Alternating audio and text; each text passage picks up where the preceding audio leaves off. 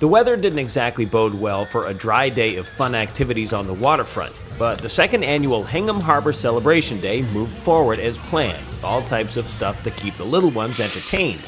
Adults, too, as these professional sandcastle artists from Tiverton, Rhode Island held a captive audience of onlookers. It's a good time of year for this type of event where families are back in town from their summer vacations, kids are back in school, and so it's really about the community being here to appreciate the harbor, and for the stakeholders of the harbor to be able to represent themselves to the community and to show what they're doing down here in the harbor and to raise awareness to the different uses of the harbor. Amidst all the noise and bluster, the Hingham Historical Society could be found here as well, giving guided tours in their beefed-up golf cart. After all, this locale was the site of the Battle of Grape Island reenactment in May of this year. So for those who may not realize it, this area alone is loaded with all kinds of historical references. Well, the fascinating thing about Hingham Harbor is that for millennia it was the fishing and shell fishing ground of the Massachusetts, from which we derive our state name. And this was long the home of the native tribe, the Massachusetts, which stands for People of the Blue Hill. And this would be their summer encampment where they'd come out, Hingham, Wessagusset, Nantasket. And then, of course, this is where Hingham's English settlers arrived by boat from England, with a quick stop in Charlestown, Mass. Included in the history of patrolling our shores is none other than the Coast Guard, who've been doing it here in the Bay State since 1791. We dropped by their tent to meet the folks from the Coast Guard Auxiliary, who take everything about watercraft safety very seriously.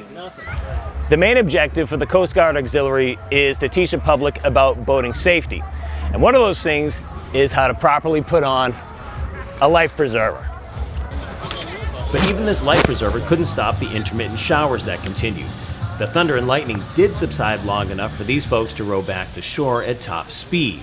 But the only adult who seemed to appreciate the precipitation was the meteorologist from one of the Boston news channels. Many of the other adults had their sights set just across the harbor at the tent set up at the Hingham Maritime Center.